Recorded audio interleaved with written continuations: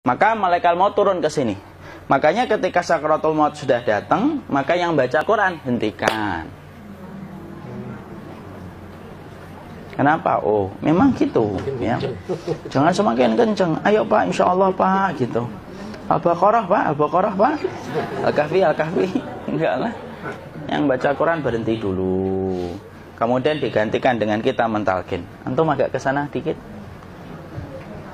Masya Allah ya. Orang yang meninggalnya kooperatif ini.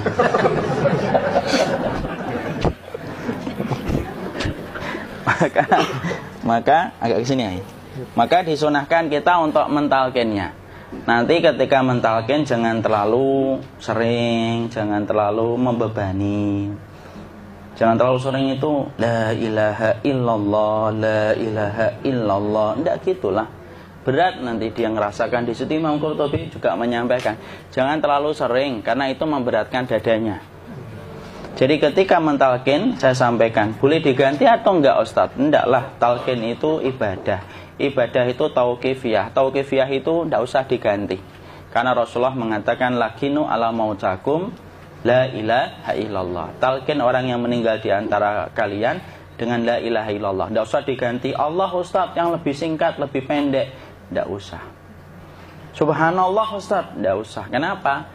Karena talqin sudah ditetapkan ucapannya oleh Nabi, begitulah kita mencontohnya. Jadi tidak usah diganti.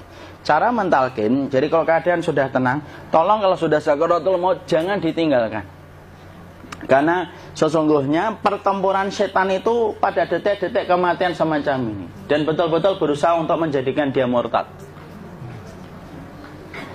Nanti makanya di situ di buku nanti dibahas kan, pertempuran setan itu sampai detik-detik orang mau mati itu sudah ayo kufur, murtad aja tuh, kamu sakit kan? Nah, itu kayak gitu. Makanya jangan ditinggal. Capek gitu kok nggak meninggal gitu ya. Udah gantian mas. Dan jangan kemudian meninggalkannya. Mangkat dulu gitu. Tidaklah, janganlah. Terus ditampingi terus. Kalau bisa ya sudahlah, berikan waktunya kita untuk sementara waktu itu betul-betul berkhidmah kepada orang yang kita cintai terakhir kalinya. Cara kita kemudian mentalkin adalah, yaitu adalah di sebelah kanannya la ilaha illallah. Biarkan dia mencerna dulu, tidak usah buru-buru kemudian kita langsung nimpali lagi. Dia mencerna dulu sembari kita doakan, peluk, ya Allah dimudahkan gitu. Kalau ada orang yang bisa ngucapin la ilaha illallah itu siapa yang memberikan itu Ustaz? Yang memberikan kekuatan Allah Pak. Karena ngomong aduh aja sudah tidak mampu. Makanya Allah berfirman dalam surat Ibrahim, yusabbitullahu alladhina amanu bil qawli tsabit fil hayatid dunya wa fil akhirah. Allah teguhkan perkataan orang yang beriman dalam kehidupan dunia dan akhirat. Dunia itu ya ketika menjelang kematiannya. Makanya dia bisa ngomong la ilaha illallah. Sebenarnya ngomong aduh aja udah gak mampu. Kalau bisa ngomong, dia mesti ngomong aduhnya dulu. Tapi Allah yang menggerakkan. Ngomong la ilaha illallah. Makanya mangkana akhiru kalamihi la ilaha illallah dakhalal jannah. Barang siapa akhir kalamnya itu adalah la ilaha illallah, pasti masuk surga. Makanya kita lagi la ilaha illallah. Dah. Cara dulu. Enggak usah minta diburu-buru ya. Enggak usah gini. Ayo la ilaha illallah. Ayo.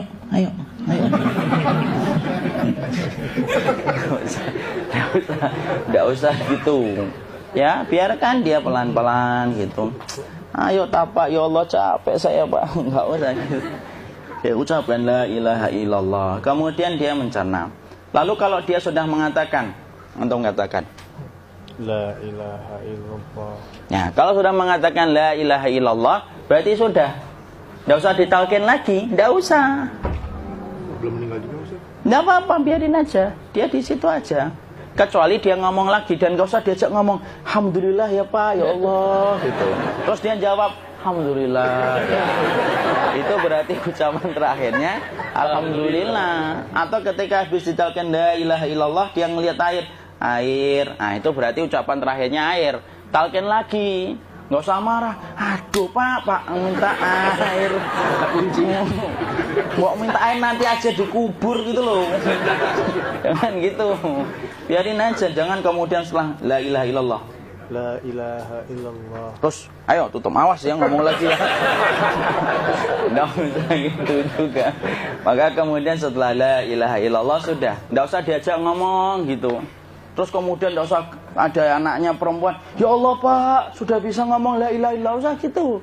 Cukup dalam hati alhamdulillah gitu. Diam kita dengerin gitu. Disitulah nanti biasanya tadi detik dia terakhir. Dia nanti ngeliat di sini Pak, prosesnya itu. Nanti kaki langsung sebagian jempol dingin dia. Kaki, telapak kakinya langsung kalau kita geningkan dingin kayak kaki yang kena AC langsung.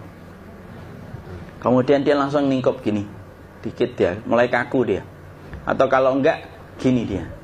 Langsung kayak jatuh. Kayak kepala nanti yang paling terakhir, kepala itu pasti ada gerakannya Pak. Ini meninggal itu.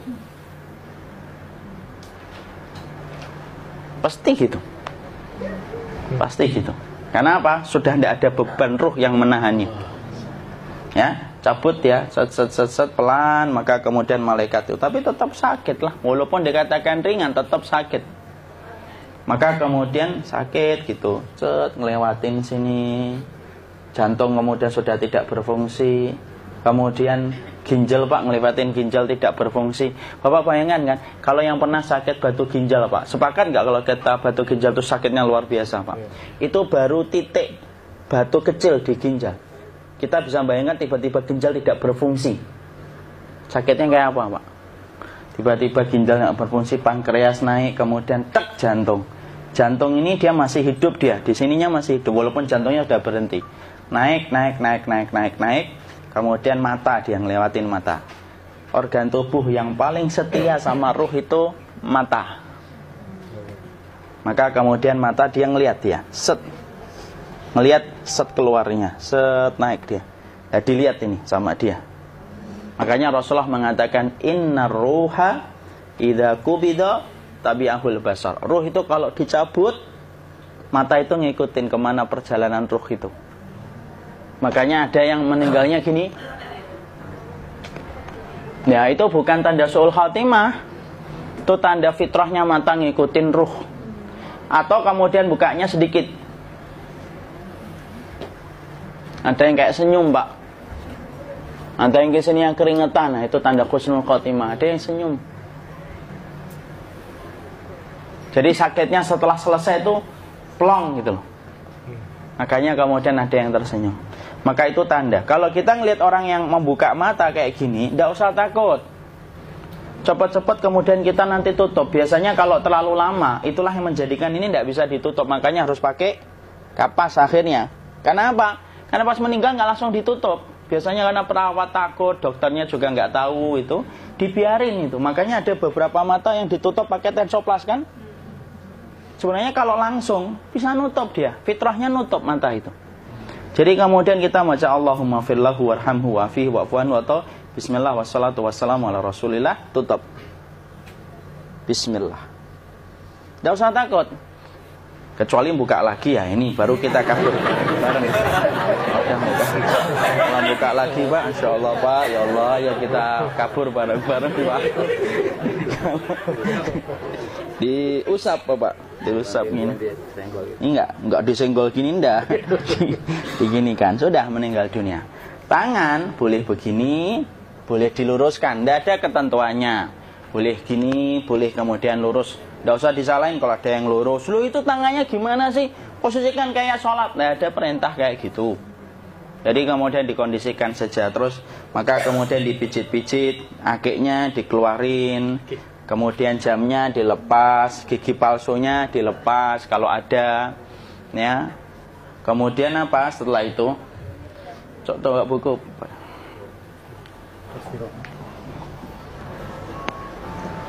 Kemudian kalau bisa awal-awal, kemudian taruh buku atau sesuatu yang agak berat di perutnya ketika baru meninggal dunia. Kenapa kemudian ditaruh kayak gini? Bukan apa-apa, supaya membantu sisa-sisa pencernaan dia untuk keluar. Nanti Pak, biasanya kalau kita taruh agak yang berat gini, atau kemudian kita gini-gini kan, ini udah makan belum Maki? Udah makan belum makan kok udah gede ya? Maka pencet-pencet kayak gini biasanya nanti ketika dimandikan, nah pas dimandikan diginikan saja. Aduh. Nah ini dia sudah keluar di belakang, dia gini. Terus nanti keluar dia. Nah ini keluar langsung di belakangnya. Dan memperlakukan orang kalau sudah meninggal dunia itu yang lembut gitu. Kenapa? Inna kasra admil mayyiti kakasri admil hayyi. Mematakan tulangnya ketika orang sudah meninggal dunia itu lebih dia rasakan sakit ketika mati daripada ketika masih hidup. Tuh Islam itu sampai sama orang mukmin itu kalau sudah meninggal aja sampai selembut itu. Kok hidup kasar itu kebangetan dia jadi orang itu. Sampai orang mati itu kemudian disuruh yang lembut. Kalau ada aib disuruh nutup, tidak boleh diceritain. Misalkan di belakangnya beliau ini ada tompel, gagah-gagah tompelnya gede gitu. Tidak boleh cerita, Masya Allah loh. Sampai segitunya sunnah itu ngajarin kita untuk nutup aib. Kalau ada orang belajar sunnah sukanya buka aib, nyari-nyari kesalahan orang, sunnah yang mana dia pelajari itu saya bingung. Makanya kemudian gini, setelah selesai maka kemudian tutup dengan kain. Maaf ya, Ki. Ya. Nanti kalau nggak kuat napas ngomong ya. Maka ditutup kayak gini, ditempatkan kemudian jangan di tanah tapi di atas dipan. Karena apa? Syekh Abu Malik Kamal Said Salim dalam Sahih Fikih Sunnah menyampaikan supaya tidak cepat busuk. Dia taruh di atas. Kemudian ditutup pakai kain apa saja. Ya, sembari nanti kita mempersiapkan tempat mandinya, tempat kafannya dan yang lain sebagainya. Maka kemudian kalau ada yang datang boleh dibuka. Kemudian kita mencium ininya apa? Kemudian keningnya. Kemudian kita berdoa, nutup lagi kayak Rasulullah ditutup, kemudian yang datang terakhir itu salah satunya Abu Bakar. Dibuka kemudian beliau, ya Allah ya Rasulullah, engkau adalah orang yang percaya hidup dan matimu, dan tidak mungkin Allah itu mematikan engkau 2 kali ya Rasulullah. Maka kemudian ditutup kembali. Saat itu para sahabat dalam keadaan mendung semuanya. Maka disitulah kita lakukan kayak gini. Ditutup gini Ustaz ya. Kasihan tidak bisa napas, insya Allah tidak butuh nafas lagi. Jadi kemudian kita semacam ini kita persiapkan apa yang bisa kita lakukan. Nah itulah proses kematian dari sakit, sakaratul maut sampai kematian.